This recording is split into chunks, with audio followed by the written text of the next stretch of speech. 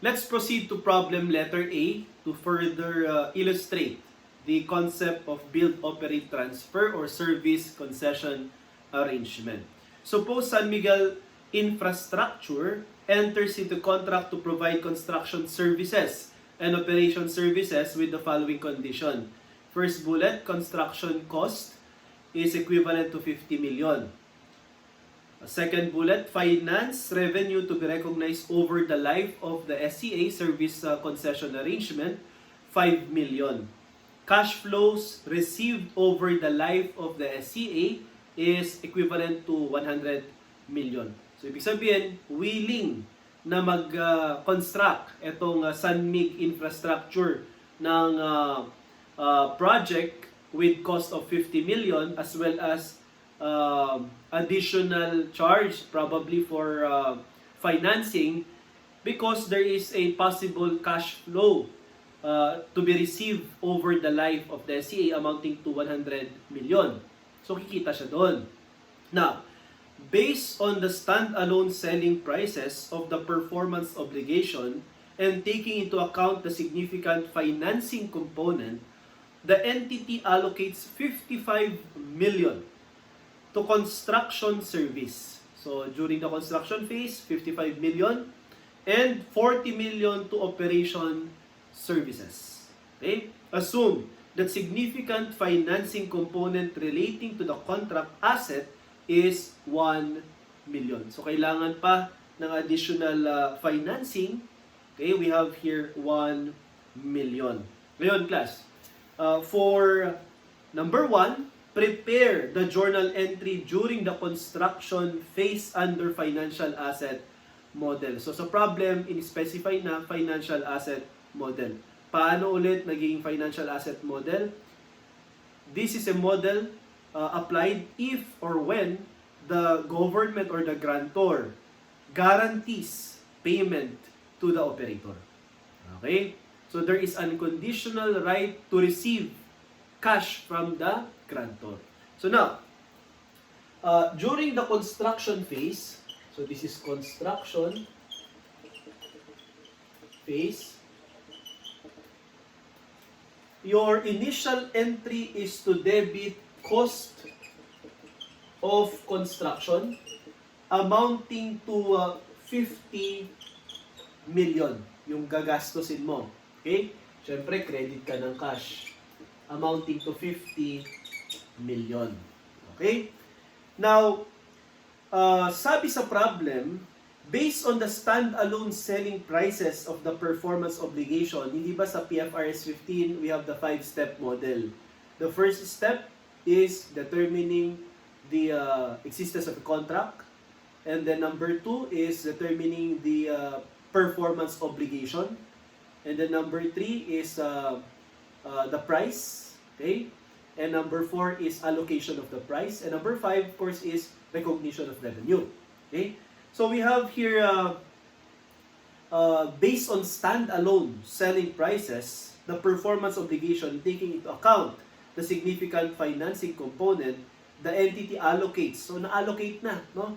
Yung contract price, 55 million to construction service. So during the construction phase, meron kang construction revenue amounting to 55 million. And this revenue, since hindi pa tapos, i-debit mo sa contract asset. Okay? 55 million. Sir, bakit ka magre-revenue dyan? Okay? Kasi nga, financial asset method. Diba? Ibig sabihin, you have the unconditional right to receive cash guaranteed by the grantor. So, meron kang revenue. Okay, pero hindi pa nire-recognize ang financial asset kasi hindi pa siya tapos.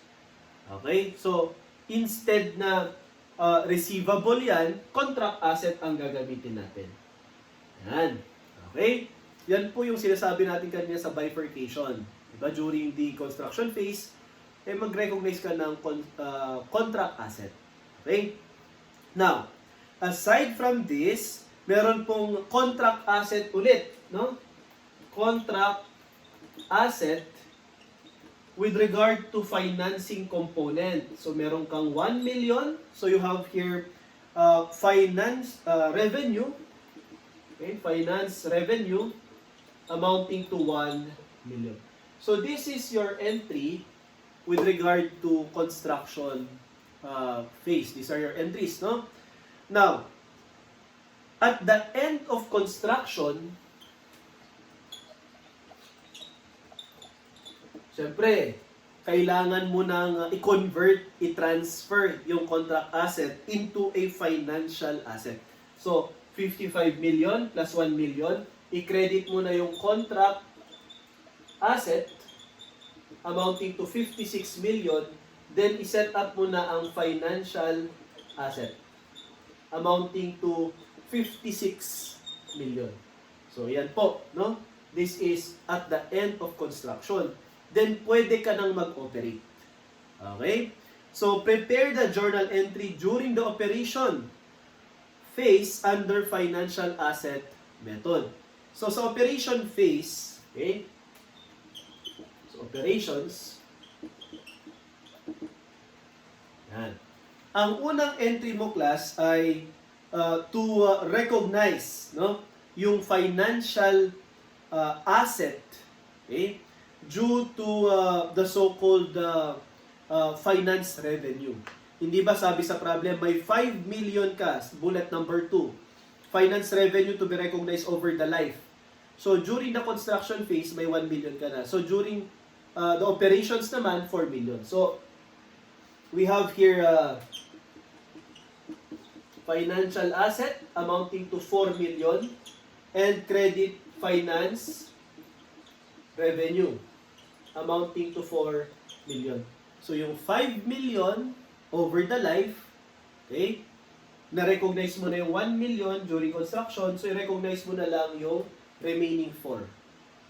Okay, during the operations. Okay, what else? Aside from 55 million, meron pong 40 million in operation service. Stand-alone selling price, ang basis, na-allocate na dyan. So, kailan mo i-recognize? Kapag nag-ooperate na. Okay, so you have to debit financial asset, okay, amounting to 40 million and credit, okay, revenue amounting to 40 million. Okay, kung construction revenue, operation revenue. Yan.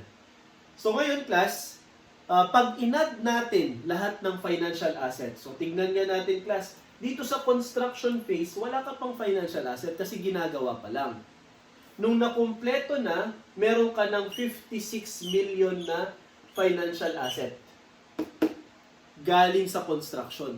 At nung ino-operate na, nagre-recognize ka pa ng additional financial asset because we are applying financial asset model. Okay? FAM. Okay? Tapos, nung inoperate mo, meron kang financial asset na dinebit due to financial revenue or finance revenue at meron ka namang financial asset pa na 40 million na dinebit due to operational revenue. So, pag inad mo lahat yan, 56 plus 4, that's 60. Plus 40, 100 million. Bullet number 3, cash flow received over the life of the service concession arrangement is 100 million. So, ang entry mo pa dito, okay, yung last entry natin ay debit cash amounting to 100 million, okay, and credit financial asset. Okay, over the life, class, di ba? Financial asset amounting to 100 million. Okay? So, ito po yung last entry natin with regard to financial asset and yung cash flow received over the life of the service concession arrangement. So, ganyan po. Sa problem letter A, applying the so-called financial asset model. Now, problem letter B. Okay, financial asset pa rin mga kapatid, no? REO. Yan, REO. Construction and Builders Corporation. Okay, RCBC. Huh? has entered into service concession arrangement to construct a shelter housing for youth and manage the property for 30 years. The government will pay a fixed annual fee to Rayo Construction and Builders Corporation over the term of the arrangement. So, meron pong babayaran yung government, guaranteed fee. Ibig sabihin, who will pay? Government. Anong method? Kahit hindi sabihin dyan, financial asset method. Rayo accounts for the SCA under financial asset method or model. The details of the contract are as follows. Cost of construction, 500,000. So, yung 500,000 na yan, i-debit mo na. Cost of construction, 500,000. Credit cash, 500,000. Okay, during the construction phase. Cash flow over the life of the arrangement is 1 million. Finance revenue over the life. So, kapag sinabing over the life, nandito ang construction phase, nandito ang operation. Okay? Operation phase over the life. Di ba? So, hindi mo bubuuin yung 1 million tsaka 25 agad-agad kasi nasa construction phase pa lang tayo. Okay? So, based on standalone selling prices of the performance obligation and taking into consideration the significant financing component, Rayo allocates 550,000 to the construction service. So, ito, construction phase pa lang tayo. No? So, construction phase.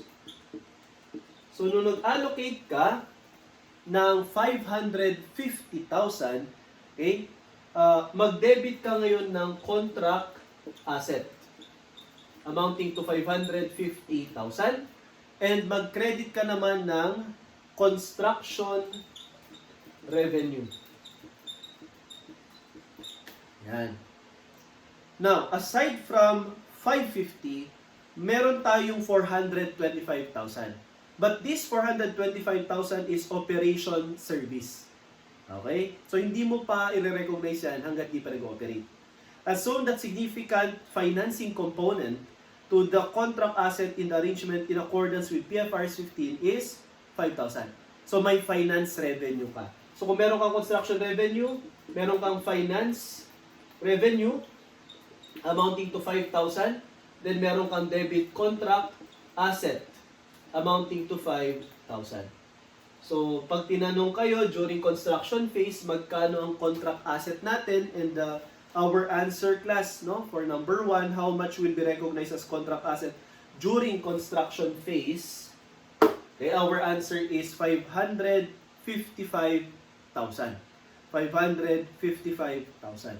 Pero pag ang tanong class, how much is the contract asset, okay, during the operational phase, okay, or as of operational phase, okay, siyempre, titingnan natin yung construction phase natin nung nakumpleto na, okay, wala ka ng contract asset kasi na-convert mo na siya or i-co-convert mo siya at the completion sa financial asset. I-credit mo naman yung contract asset. And during operation, financial asset naman na yun. And then, i-credit mo na yung operation revenue, debit financial asset naman sa balance naman ng finance revenue. Tsaka mo i-debit yung cash, that's the cash flow during the life, and credit financial asset. So, ibig sabihin, class, during operation stage, wala ka ng contract asset. Okay? So, dito, sa number 1, construction phase ang tinatanong. Kaya sagot natin is letter D, 555,000.